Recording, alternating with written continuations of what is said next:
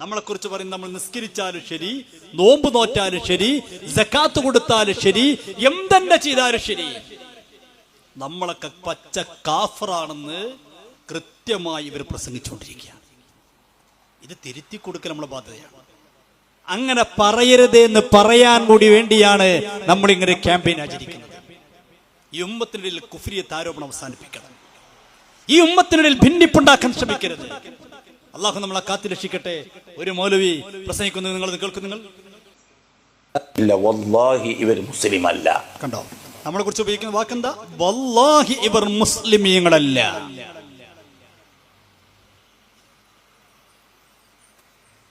അവർ നിസ്കരിക്കും, ഇദാ സല്ല വസാമ വസക്ക, നിസ്കരിച്ചാലും ശരി, നോമ്പോറ്റാലും ശരി, സക്കാത്ത് കൊടുത്താലും ശരി, ബക്കത്ത് പോയിട്ട് ഹജ്ജ് ചെയ്താലും ശരി, ഇവർ ഷഹാദത്ത് ബാത്തിലാക്കിയവരാണ്. ഇവരെ മുസ്ലിമായിട്ട് പരിഗണിക്കാൻ പറ്റുകയില്ല.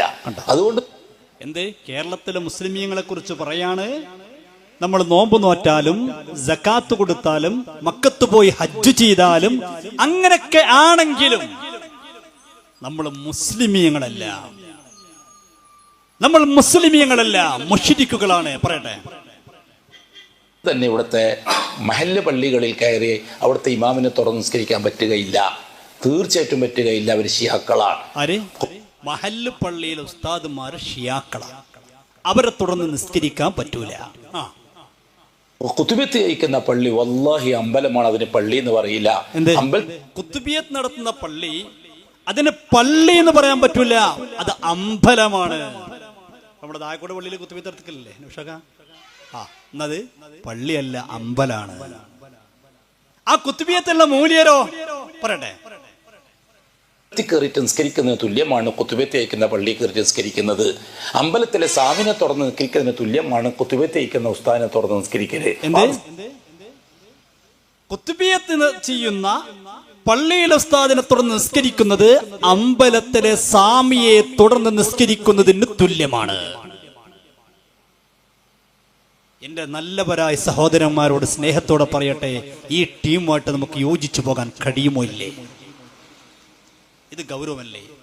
ഈ ഉമ്മത്തിനെ ഇவ்விதം കാഫറാക്കുമ്പോ, മുശ്രിക്കാക്കുമ്പോ നീ പേരെടുത്ത് പറയുന്നുണ്ട്. ഇപ്പൊ സമസ്ത കേരള ജമിയത്തുൽ ഉലമയുടെ സമാധാനനായ പ്രസിഡന്റ് സയ്യിദുൽ ഉലമ സയ്യിദ് ജിഫ്രി മുത്തുക്കോയ തങ്ങൾ വലിയൊരു ആലിമല്ലേ, എത്രയോ കോളേജുകളിൽ ദർസ് നടത്തുന്ന മഹാനല്ലേ, സയ്യിദ് കുടുംബത്തിൽപ്പെട്ട വലിയൊരു മഹാപണ്ഡിതനല്ലേ. ആ സയ്യിദുൽ ഉലമ സയ്യിദ് ജിഫ്രി മുത്തുക്കോയ തങ്ങളെ കുറിച്ച് ഇവരെന്താ പ്രസംഗിച്ചത്? ജിഫ്രി തങ്ങളുടെ ഈമാനും അബൂജഹലിന്റെ ഈമാനും തുലനം ചെയ്ത് നോക്കിയാൽ കുറച്ചുകൂടി നല്ല ഈമാന് അബൂജഹലിൻ്റെതാണ്. അബൂജഹലിന്റെ ഈമാനാ നല്ലത്, ജിഫ്രി തങ്ങളുടെ ഈമാനാ നല്ലത് നോക്കി കഴിഞ്ഞാൽ കുറച്ച് നല്ല ഈമാന് അബൂജഹലിന്റെ ഈമാനാണ്. കേട്ടോ, ആലോചിച്ച് നോക്ക്. അബൂജഹൽ പോലും സമ്മതിച്ച കാര്യം ഇവര് സമ്മതിച്ചു കൊടുക്കില്ല പറഞ്ഞാല് ചിന്തിക്കും മനുഷ്യരെ. അബൂജഹലിനോട് നബി ചോദിച്ച പറയാ, അള്ളയാണ്, ഒരു സംശയം ഞങ്ങൾക്കില്ല. ഇനി നിങ്ങൾ പറയൂ, ഇനി എന്റെ ചോദ്യമാണ്, അബൂജഹലിനാണോ കുറച്ചുകൂടി ബെറ്ററായ ഈമാൻ ഉള്ളത്, ജിഫ്രി മുത്തുക്കോയ തങ്ങൾക്കാണോ? എന്താ ചോദ്യം? കുറച്ചുകൂടി ബെറ്ററായ ഈമാൻ, നല്ല ഈമാന് അബൂജഹലിനാണുള്ളത്, ജിഫ്രി മുത്തുക്കോയ തങ്ങൾക്കാണോ ഉള്ളത്? അതേ സാഹസിനോട് ചോദിക്കാം. സാഹസം മിണ്ടണില്ല, അതിന് പറയാൻ പറ്റില്ല. ആർക്കും തിരിയില്ലേ, ആർക്കും തിരിയില്ലേ. അതൊരിക്കലും അബൂജഹൽ ഈമാൻ നല്ലതല്ല, അബൂജഹൽ മുസ്ലിമേ അല്ല എന്ന് എല്ലാവർക്കും അറിയാലോ. അപ്പൊ ആരും മിണ്ടുന്നില്ലെന്ന് കേട്ടപ്പോ ഇയാൾ എന്റെ മറുപടി പറയാണ്, കുറച്ച് നല്ല ഈമാൻ അബൂജഹലിന്റെ ഈമാനാണ്. കേട്ടോ, ആർക്കാ പറഞ്ഞില്ലേ? ആർക്കാ അബൂജഹലിനെ അല്ലേ? പക്ഷെ അബൂജഹലിന്റെ ആരെ ഈമാനാ നല്ലത്? അബൂജഹലിന്റെ ഈമാനാണ്. അബൂജഹലിന്റെ ഈമാനാണ് ജിഫ്രി മുത്തുക്കോയ തങ്ങളുടെ ഈമാനേക്കാൾ നല്ലത്. ഇനിയോ മഹാനായ പാണക്കാട്ടെ സയ്യിദന്മാർ, നമ്മൾ ആദരിക്കുന്നവരാണവർ, നമ്മൾ ബഹുമാനിക്കുന്നവരാണവർ. പക്ഷെ ഇന്ന് ചില ആളുകൾ ഈ ബഹുമാനം ഇല്ലാതെ ശ്രമിച്ചുകൊണ്ടിരിക്കുകയാണ്. കാരണം ഇത് തെറ്റുമ്പോഴല്ലേ ഇവർക്ക് കയറി കൂടാൻ പറ്റുള്ളൂ. ഇത് തെറ്റണം. എന്നാൽ ആ വിടവ് വരുമ്പോൾ അതിന്റെ ഉള്ളിൽ കയറാൻ വേണ്ടി വഹാബികൾ ശ്രമം നടത്തുകയാണ്, ജമാഅത്ത് ഇസ്ലാമിക ശ്രമം നടത്തുകയാണ്. ഏത് വഹാബികൾ? പാണക്കാട് തങ്ങന്മാരെ തങ്ങന്മാരായി പോലും അംഗീകരിക്കാത്ത ആളുകൾ. പാണക്കാട് സയ്യിദന്മാർ നമുക്കറിയാം. മഹാനായ പാണക്കാട് സയ്യിദ് ഹൈദരലി ശിഹാബ് തങ്ങളല്ലേ ഇവിടെ മജ്‌ലിസുന്നൂർ നടപ്പിലാക്കിയത്? കേരളത്തിൽ അങ്ങോളം ഇങ്ങോളം മജ്‌ലിസുന്നൂർ തുടങ്ങി വെച്ചതാരാ? പാണക്കാട് സയ്യിദ് ഹൈദരലി ശിഹാബ് തങ്ങളാ. നിങ്ങൾക്കറിയില്ലേ, കോവിഡിന്റെ സമയത്ത് എല്ലാവരും പ്രയാസപ്പെട്ടിരിക്കുന്ന സമയത്ത് മഹാനായ പാണക്കാട് സയ്യിദ് ഹൈദരലി ശിഹാബ് തങ്ങൾ ഒരു ദിക്ർ ചൊല്ലാൻ പറഞ്ഞു. അന്ന് ഇവിടുത്തെ വഹാബികൾ വിസ്ഡം ഗ്രൂപ്പിന്റെ നേതാവ് ഹുസൈൻ സലഫി അതിനെതിരിൽ പ്രസംഗിച്ചു. ആർക്കെതിരിൽ? പാണക്കാട് സയ്യിദ് ഹൈദരലി ശിഹാബ് തങ്ങൾക്കെതിരിൽ. നിങ്ങൾക്കറിയോ, പാണക്കാട്ടെ പൂമുത്ത് സയ്യിദ് മുഹമ്മദ് അലി ശിഹാബ് തങ്ങൾ, അള്ളാഹുവിന്റെ കബറിടം സന്തോഷത്തിലും റാഹത്തിലുമാക്കി കൊടുക്കട്ടെ. ആ മഹാന്റെ കൂടെ സ്വർഗത്തിൽ കിടക്കാൻ അള്ളാഹുവെ ഞങ്ങൾക്ക് നീ ഭാഗ്യം നൽകി അനുഗ്രഹിക്കണേ അല്ലാ. പാണക്കാട് സയ്യിദ് മുഹമ്മദ് അലി ശിഹാബ് തങ്ങൾ ജീവിച്ചിരിക്കുന്ന കാലത്താണ് പാണക്കാട്ടെ തങ്ങളെ വീട്ടിൽ പോയിട്ട് പാണക്കാട്ടെ തങ്ങൾ മന്ത്രിച്ചൊതുന്നത് വീഡിയോ എടുത്തിട്ട് വിദേശ രാജ്യത്ത് അറബിയിൽ അതിന് ഓഡിയോ കൊടുത്തുകൊണ്ട് ഗൾഫിലെ അറബികൾക്കിടയിൽ പ്രചരിപ്പിച്ചു. പാണക്കാട് സയ്യിദ് മുഹമ്മദ് അലി ശിഹാബ് തങ്ങൾ ആളുകളെ ഷിർക്കിലേക്ക് നയിക്കുന്ന ആളാണ്. പാണക്കാട് തങ്ങൾ മാത്രമല്ല പറഞ്ഞത്,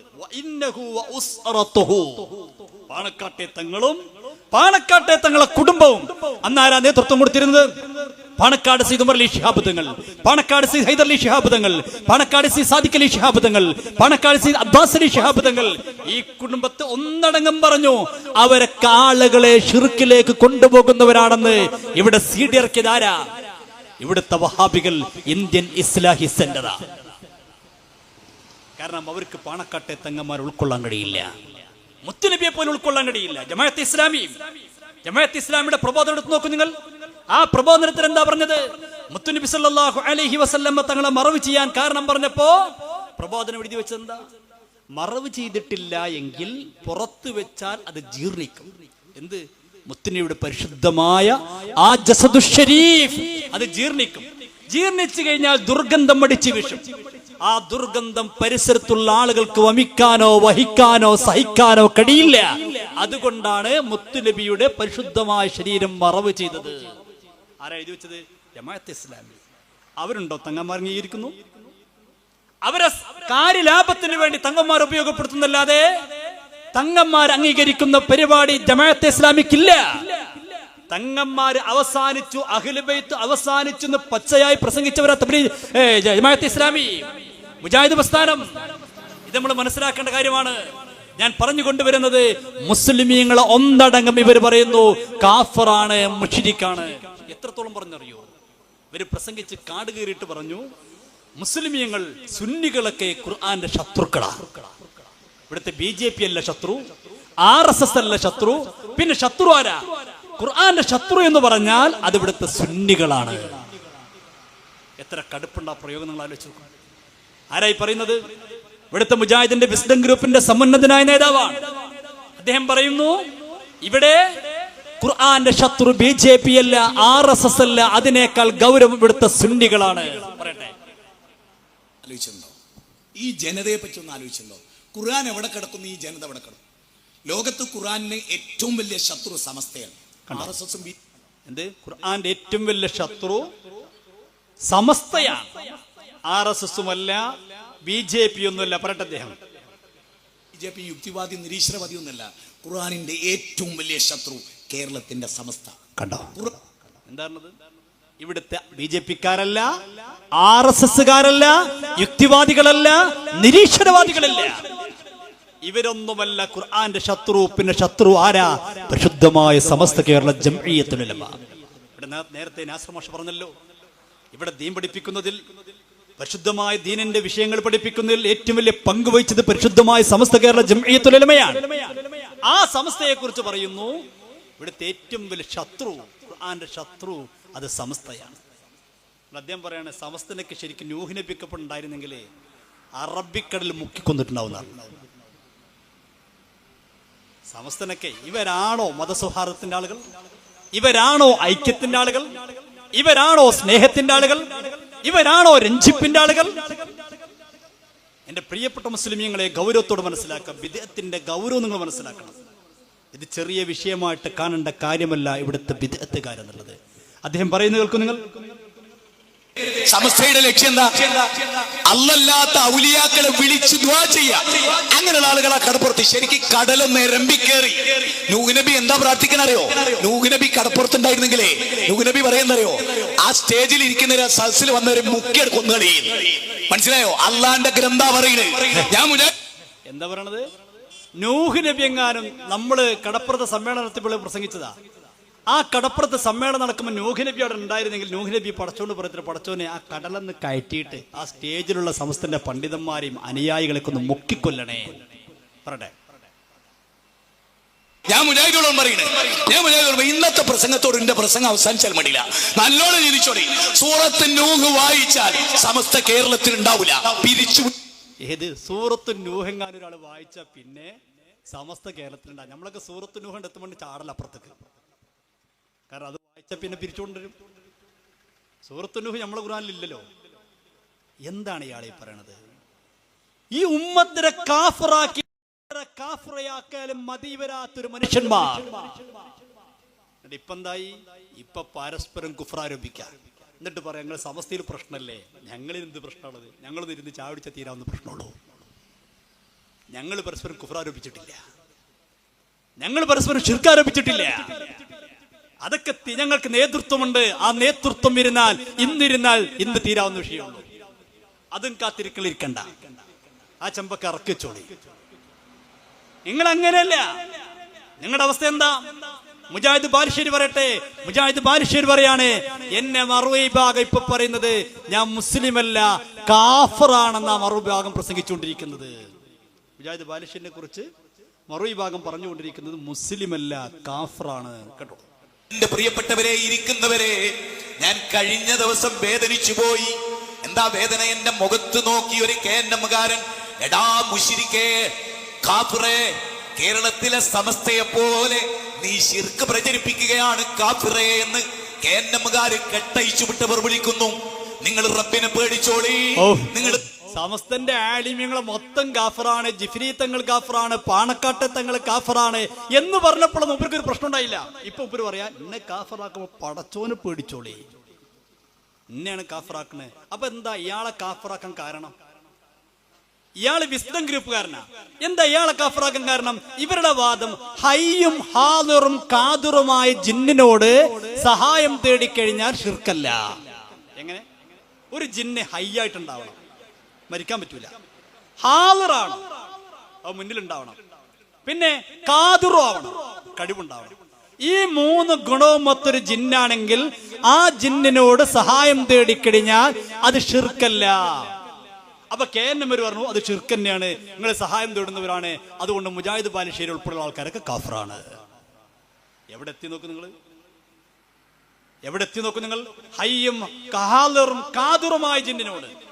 ആ കാര്യം റഹ്മാനി നന്നായി വിശദീകരിക്കുന്നുണ്ട്, കൃത്യമായിട്ട് പറയുന്നുണ്ട്. ആ ഭാഗം നിങ്ങൾ കേൾക്കുക. എവിടെ എത്തി വരുന്നുള്ളത്? ഹയ്യാണെങ്കിൽ, ഹയ്യാണെന്നാല് നേരെ മുന്നിലുണ്ടാകും, ജീവിച്ചിരിപ്പുണ്ടാകുക. ജീവിച്ചിരിപ്പുണ്ടായാൽ മാത്രം പോരാ, ആള് ഹാദിറാവണം. പിന്നെ സഹായിക്കാൻ കഴിവുള്ള ജിന്നാണ്. അതൊക്കെ ഇപ്പൊ എങ്ങനെ അറിയാം? ജിന്ന് മുന്നിലുണ്ടെന്ന് എങ്ങനെ അറിയാം?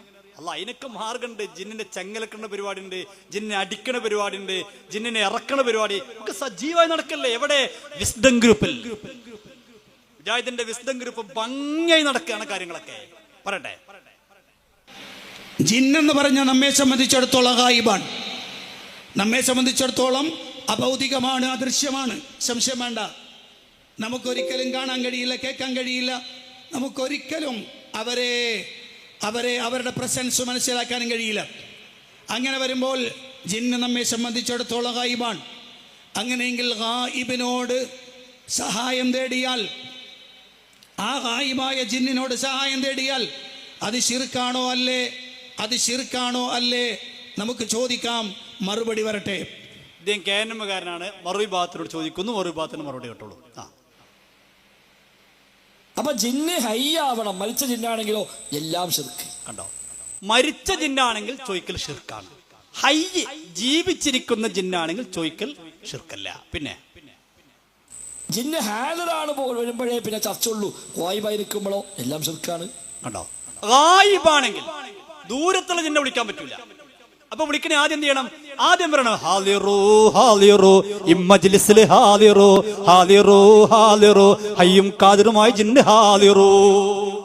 ജിന്നിനെ ഹാദിറാക്കണം. എന്നിട്ട് ഹാദിറാക്കി കഴിഞ്ഞാൽ പിന്നെ ജിന്നിനോട് ചോദിക്കാം. അത് ശിർക്കല്ല. എവിടെ എത്തി മുജാഹിദ് വിഭാഗം നോക്കുന്നത്?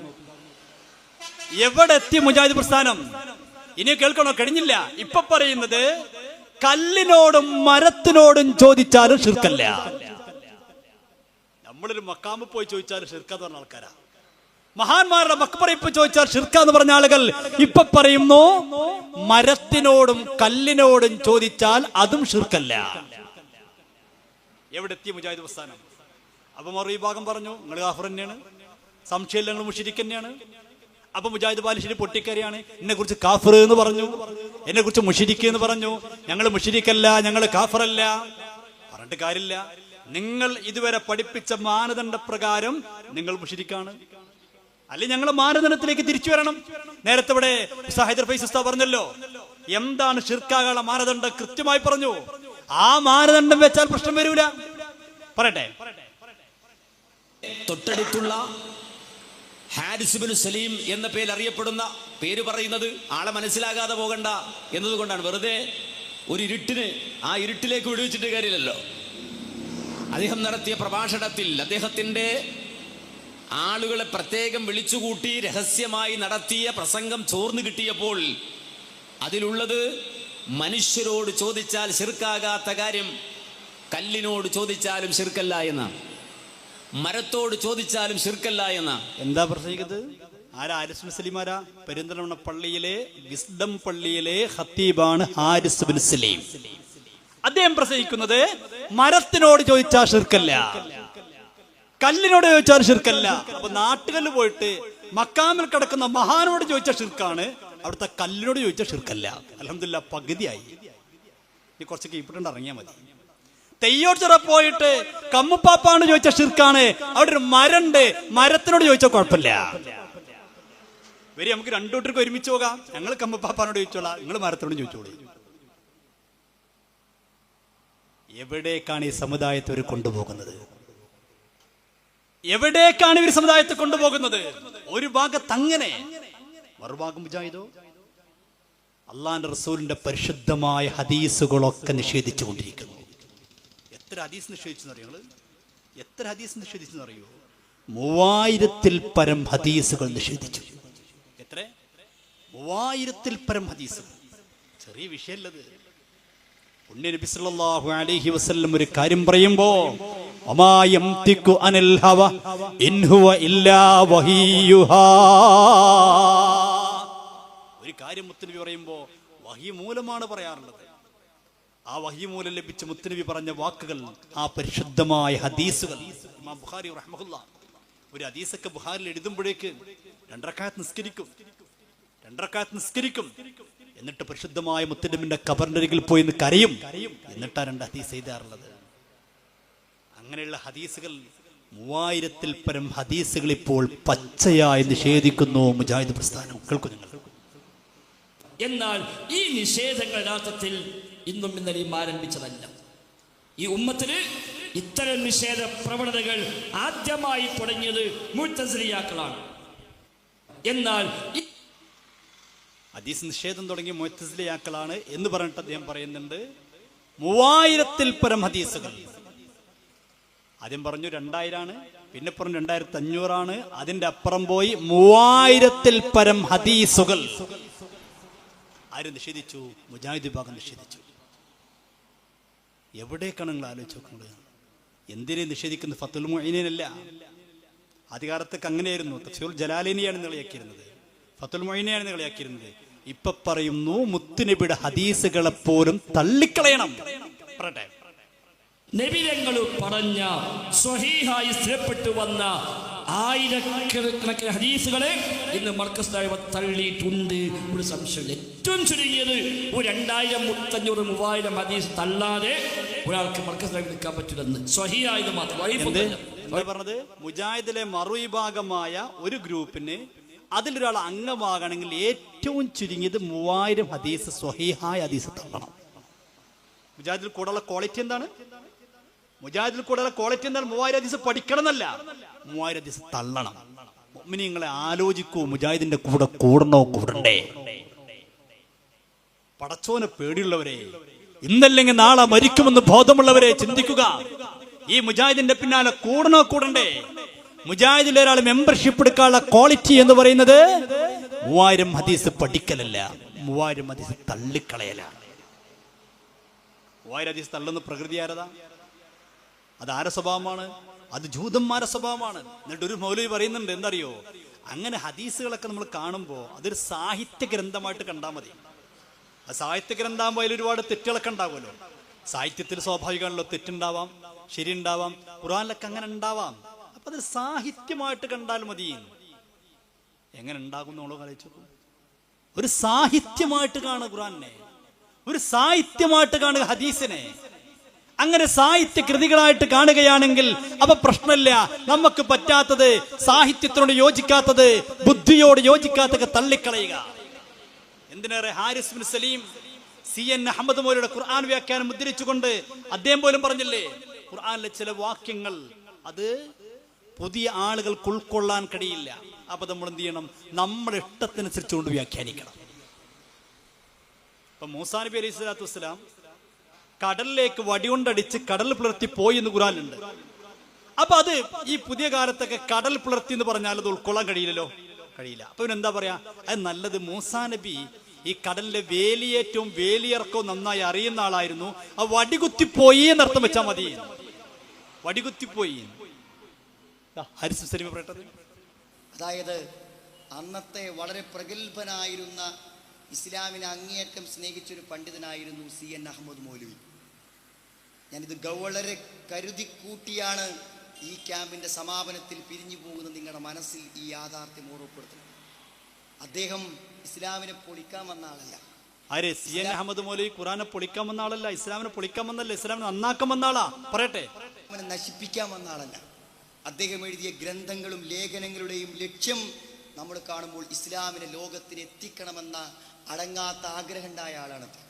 അദ്ദേഹം എന്താ ചെയ്ത നിങ്ങൾ ഖുർആൻ ഇങ്ങനെ വായിച്ചു നോക്കിയപ്പോൾ ഇങ്ങനെ തോന്നിച്ചാൽ ആയത്തൊക്കെ അതൊക്കെ അമുസ്ലിങ്ങൾ വായിച്ചാൽ ഖുർആനെ പറ്റി അവർക്ക് തെറ്റിദ്ധാരണ ഉണ്ടാവും. കാരണം മൂസാ നബി അലൈഹി സ്വലാം കടലിലങ്ങ് അടിച്ചപ്പോൾ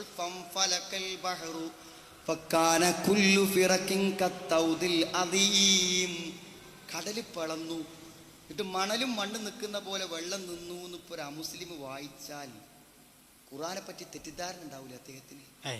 ആളുകൾക്ക് വിഷമം ഉണ്ടാവൂലേ? ഖുർആൻ ഇങ്ങനെ അങ്ങനെ ഉണ്ടാകാൻ പാടില്ലല്ലോ. അപ്പൊ ജനങ്ങൾക്കൊക്കെ ഉൾക്കൊള്ളാവുന്ന രീതിയിലാണ്. അപ്പൊ എന്താ ഇവർ ചെയ്തത്? പറയട്ടെ. അത് തീർക്കണമെന്നാണ് അദ്ദേഹം വിചാരിച്ചത്. ഖബറിൽ ശിക്ഷ ഉണ്ട് എന്ന് പറഞ്ഞാൽ ആരാ വിശ്വസിക്കുക? മനുഷ്യൻ ദ്രവിച്ച് അടങ്ങിപ്പോകുന്ന ഖബറിൽ ശിക്ഷ ഉണ്ട് വ്യാഖ്യാനിക്കേണ്ടത്, വിശദീകരിക്കേണ്ടത് സഹോദരൻ. അപ്പൊ ഖബറിൽ ശിക്ഷ ഉണ്ട് പറഞ്ഞ ആൾക്കാർ വിശ്വസിക്കൂല. അപ്പൊ എന്താ പറഞ്ഞാൽ ഖബറിൽ ശിക്ഷയൊന്നുമില്ല. സിറാത്ത് പാലം, നാളെ നരകത്തിന്റെ മീതെ ഒരു സിറാത്ത്, അതെങ്ങനെ വാളിനേക്കാൾ മൂർച്ച, മുടിയേക്കാൾ നേരിയത്, അങ്ങനെ ഉണ്ടെങ്കിൽ കൂടി എങ്ങനെ നടക്കുക? അപ്പൊ അതില്ല. എല്ലാം നിഷേധിച്ചു. ദജ്ജാലിന്റെ വരവിനെ കുറിച്ച് നിഷേധിച്ചു. ദജ്ജാലൊന്നും വരൂല, നമ്മളൊക്കെ ഉള്ളതുകൊണ്ട് ദജ്ജാലിന്റെ ആവശ്യമില്ല എന്ന് പോലും പറയണമെങ്കിൽ സംഭവിക്കായിരുന്നു. ദജ്ജാല് വരൂല എന്നാ പ്രസംഗിച്ചത്. എല്ലാം നിഷേധിച്ച അവൽകായി ഇവർ. എന്റെ പ്രിയപ്പെട്ട മുസ്ലിമീങ്ങളെ, ഞാൻ നീട്ടിക്കൊണ്ടുപോകുന്നില്ല, ഗൗരവത്തോടെ മനസ്സിലാക്കുക. ഇത് നിസ്സാരമായി കണ്ട കാര്യമല്ല, ഇത് ഗുരുതരമായി കണ്ട കാര്യമാണ്. ഇപ്പൊ ഇവിടെ എത്തി നോക്കൂ നിങ്ങൾ. ഇവർക്ക് വഹാബിസം പറയാൻ പോലും പേടിയിലേക്ക് എത്തി. ജമാഅത്ത് ഇസ്ലാമി തുറന്നു പറഞ്ഞു, ഞങ്ങൾ മൗദൂദി സാഹിബിന്റെ പിൻഗാമികളല്ല. തുറന്നു പറഞ്ഞു, ഞങ്ങൾ മൗദൂദി സാഹിബിന്റെ ആശയം പിൻപറ്റുന്നവരല്ല. തബ്ലീഗ് ജമാഅത്ത് തുറന്നു പറയേണ്ടി വന്നു. തബ്ലീഗ് ജമാഅത്ത് ചെറിയ സാധനമല്ല കേട്ടോ. തബ്ലീഗ് ജമാഅത്ത് എന്താ എഴുതി വെച്ചറിയോ? അജ്മീറിലേക്ക് ഒരാൾ പോകുന്നതിനേക്കാൾ നല്ലത് വ്യഭിചരിക്കലാണ്. അജ്മീർ പോലെയുള്ള ദർഗകളിലേക്ക് ഒരാൾ പോകുന്നത് അതിനേക്കാൾ നല്ല വ്യഭിചരിക്കലാണ്, കളവ് നടത്തലാണ്. തബ്ലീഗ് ജമാഅത്ത് ചെറിയ സാധനമല്ല, വളരെ ഗൗരവമാണ്. അതുകൊണ്ട് പഴയ കാലത്ത് ഉസ്താദന്മാരൊക്കെ പറഞ്ഞിരുന്നു, ആട്ടിം തോലണഞ്ഞ ചെന്നായാണ് തബ്ലീഗ് ജമാഅത്ത്. ശ്രദ്ധിക്കണം. അത് പുറത്ത് കണ്ട നല്ല സാധന, നല്ല തലയിക്കിട്ട് നല്ല വാലുണ്ടാകും. ദൂരത്ത് ഇങ്ങനെ കാണുമ്പോൾ സലാം പറയും. ചായ വേണോ വെച്ചാൽ ചായ വേണ്ട, ഗ്യാസും കുറ്റിയൊക്കെ ഞങ്ങളുടെ കയ്യിലുണ്ടെന്ന് പറയും. നല്ല പെരുമാറ്റായിരിക്കും. പക്ഷേ തബ്ലീഗ് ജമാഅത്ത് എഴുതി വെച്ചൊരു പുസ്തകം ഇന്നും കേരള മണ്ണിൽ മലയാളത്തിൽ ലഭ്യമാണ്. അതിൽ എഴുതി വെച്ചിരിക്കുന്നു, അജ്മീറിൽ പോകുന്നതിനേക്കാൾ നല്ലത് വ്യഭിചരിക്കലാണ്, കളവ് നടത്തലാണ്. മഅദല്ലാഹ്. എന്നാൽ തബ്ലീഗ് ജമാഅത്ത് ഇപ്പോൾ എടുത്തി നിൽക്കുന്നു, സ്വന്തം നേതൃത്വത്തെ തള്ളി പറഞ്ഞു. മുജാഹിദ് പ്രസ്ഥാനം എടുത്തി നിൽക്കുന്നു. ഈ അടുത്ത് ഉസൈമട ഒരു പച്ചയായി പ്രസംഗിച്ചു, ഞങ്ങളെ കുറിച്ച് ഇനി വഹാബികൾ എന്ന് പറയരുത്, ഞങ്ങൾ വഹാബികളല്ല. വഹാബികൾ എന്ന് പറയാൻ പോലും മടിയുണ്ടാകുന്ന ഒരു സാഹചര്യത്തിലേക്ക് മുജാഹിദ് പ്രസ്ഥാനം എത്തിപ്പെട്ടു. ഇപ്പോൾ പറയുന്നു റഷീദ് റളിയല്ലാഹു അൻഹു ഞങ്ങളുടെ നേതാവല്ല, ജമാലുദ്ദീൻ അഫ്ഗാനി ഞങ്ങളുടെ നേതാവല്ല, അതൊന്നും ഞങ്ങൾക്ക് വേണ്ട. എന്നിട്ട് ഒരാൾ പ്രസംഗിച്ചെന്നറിയോ, കേരളത്തിലെ ഏറ്റവും നല്ല നവോത്ഥാന നായകന്മാർ അത് മമ്പ്രന്തങ്ങളാണ്. അതല്ലേ ഞങ്ങളും പറഞ്ഞിട്ടുള്ളൂ, ഞങ്ങൾക്ക് ഉറപ്പാണ് ഈ വണ്ടിയുടെ ഡ്രൈവറും ഈ വണ്ടിയുടെ RC ഓണറും എല്ലാം ക്ലിയർ ആണ്. ഒരു കാര്യത്തിൽ ഞങ്ങൾക്ക് മാറ്റേണ്ടി വരില്ല, ഞങ്ങൾക്കത് മാറ്റേണ്ടി വരില്ല. നിങ്ങളപ്പം കൂടുന്നവർക്ക് മാറ്റേണ്ടി ഞങ്ങൾ ഉത്തരവാദിയല്ലേ. നമ്മൾ ക്ലിയർ ആയി പോകാൻ, ഒരു കുഴപ്പമില്ലാതെ പോകാൻ.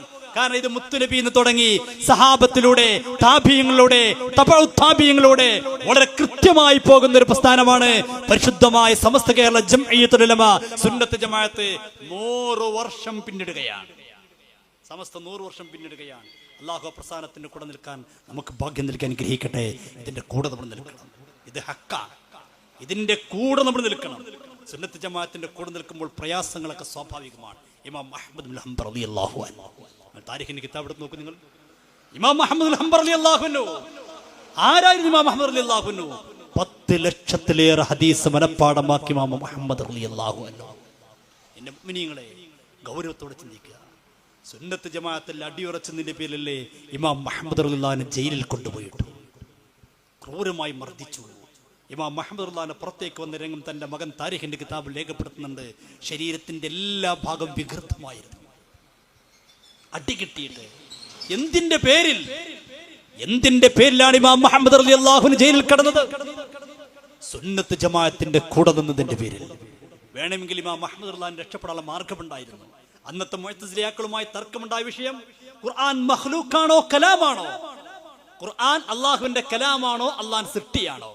അന്നത്തെ മുജാഹിദുകൾ മുഅ്തസിലിയാക്കൾ പറഞ്ഞു വിശുദ്ധമായ ഖുർആൻ അല്ലാഹുവിന്റെ കലാമല്ല, നമ്മളൊക്കെ വിശ്വസിക്കുന്നത് എന്താ? കലാമുല്ലാഹ് നമ്മൾ വിശ്വസിക്കുന്നത്. ഇവർ പറഞ്ഞു മഖ്ലൂഖാണെന്ന് പറയുന്ന പണ്ഡിതന്മാരെയൊക്കെ അക്കാലത്ത് ഭരണകൂടം ക്രൂരമായി മർദ്ദിച്ചു, കുറെ ആളുകളെ കൊന്നുകളഞ്ഞു, കുറെ ആളുകളെ ജയിലിലിട്ടു. അപ്പൊ ചില ആളുകൾ രക്ഷപ്പെടാൻ എന്ത് ചെയ്തു? രാജാവിന് അനുകൂലമായി കൊണ്ട് പറഞ്ഞു. ചില ആൾക്കാർ ഇങ്ങനെ പറഞ്ഞു, ഖുർആൻ, തൗറാത്ത്, ഇൻജീൽ, സബൂർ ഈ നാലും മഖ്ലൂഖാണ്. ഈ നാല് വരല്ലേ? അപ്പൊ രാജാവിന് മുമ്പിൽ രക്ഷപ്പെട്ടു. അങ്ങനെ ചില വളമാരുണ്ട്, രക്ഷപ്പെടാൻ വേണ്ടി എന്തെങ്കിലുമൊക്കെ പറഞ്ഞ് രക്ഷപ്പെടും.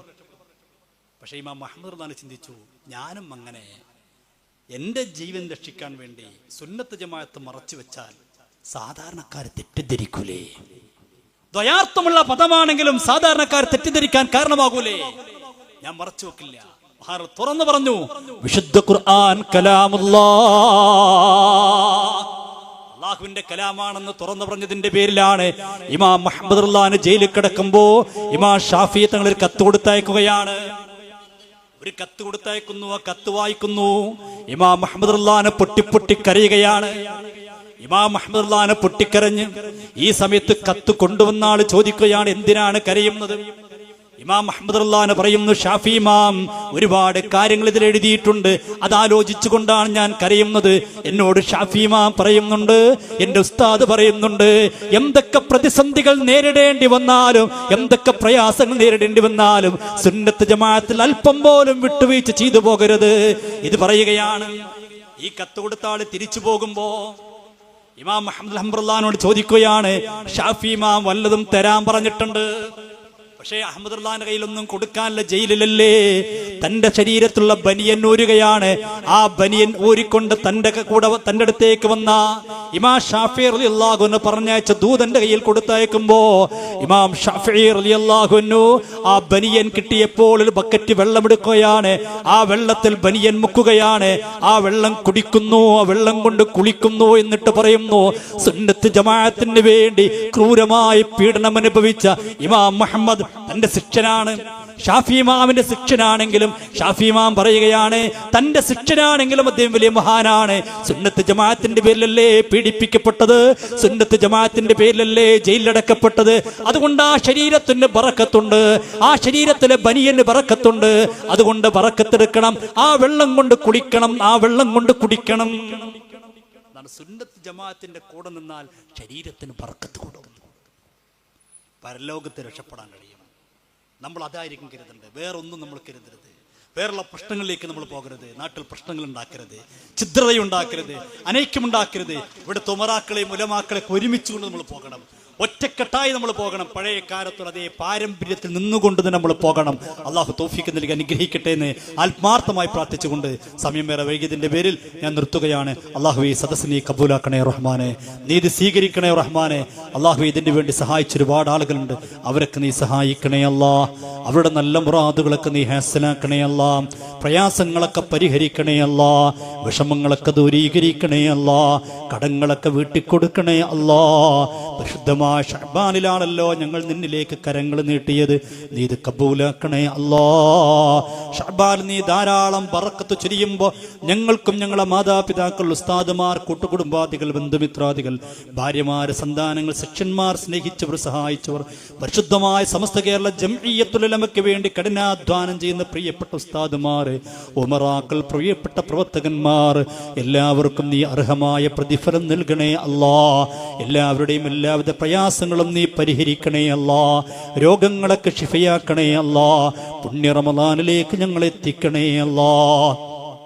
പുണ്യ റമളാനിൽ ധാരാളം നന്മകൾ ചെയ്ത് നിന്നിലേക്ക് അടുക്കാനുള്ള ഭാഗ്യം നൽകണേ അല്ലാ. റബ്ബേ, എപ്പോഴാണ് മരിക്കുമെന്ന് ഞങ്ങൾക്കറിയില്ല അല്ലാ. പുത്തൻ സ്ഥാനത്തിൽ പെട്ടുപോയാൽ ആക്കിബത്ത് മോശമായി പോകും, ഈമാ നഷ്ടപ്പെട്ടു പോകും, ഖബർ രക്ഷയുണ്ടാവില്ല, നാളെ പരലോകത്തും രക്ഷയുണ്ടാവില്ല. മുത്തുനബിയുടെ തുരികരങ്ങളിൽ നിന്ന് ഹൗദുൽ കൗസറിലെ വെള്ളം വാങ്ങി കുടിക്കാൻ കഴിയില്ല. അള്ളാഹുവേ, അവിടുത്തെ ഷഫായത്ത് പോലും ലഭ്യമാകുകയില്ല. അത്തരത്തിലുള്ള പ്രസ്ഥാനത്തിൽ ഞങ്ങളെ പെടുത്തല്ല അല്ലാ. ഞങ്ങളെ കുടുംബങ്ങളെ പെടുത്തല്ല അല്ലാ. ഞങ്ങളോട് ബന്ധപ്പെട്ട ഒരാളെയും പെടുത്തല്ല റഹ്മാൻ. അല്ലാഹുവേ, ഒത്തൊരുമിച്ചുകൊണ്ട് ഐക്യത്തോടെ സുന്നത്ത് ജമാഅത്തിന് വേണ്ടി ഖിദ്മത്ത് ചെയ്യാൻ ഞങ്ങൾക്ക് നീ ഭാഗ്യം നൽകണേ അല്ലാ. ഞങ്ങളുടെ നാടുകളിലേക്ക് ഐക്യം നിലനിർത്തണേ അല്ലാ. സ്നേഹം നിലനിർത്തണേ അല്ലാ. ഈ ഉലമാവും ഉമറാവും ഒരുമിച്ച് പ്രവർത്തിക്കുന്ന ആ സുന്ദരമായൊരു സാഹചര്യം ഞങ്ങളുടെ നാട്ടിൽ നിലനിർത്തണേ അല്ലാ. അതിൻ്റെ ഇടയിൽ ഭിന്നിപ്പിന് ആര് ശ്രമിച്ചാലും അവരെ നീ ഒറ്റപ്പെടുത്തണേ അല്ലാ. അവരെ നീ ഒറ്റപ്പെടുത്തണേ അല്ലാ. ഈ സുന്നത്ത് ജമാഅത്ത് ശക്തിപ്പെടുന്നത് കാണുമ്പോൾ വിദ്യാർത്ഥികാരുടെ കുതന്ത്രങ്ങളാണ് ഇതിൻ്റെ ഇടയിൽ ഭിന്നിപ്പുണ്ടാക്കുക. അല്ലാഹുവേ, അവരെ നീ പരാജയപ്പെടുത്തണേ അല്ലാ. നീ പരാജയപ്പെടുത്തണേ അല്ലാ. സമസ്ത കേരള ജംഇയ്യത്തുൽ ഉലമയെ നീ ശക്തിപ്പെടുത്തണേ അല്ലാ. ഞങ്ങളുടെ ദുആ നീ കബൂലാക്കണേ അല്ലാ.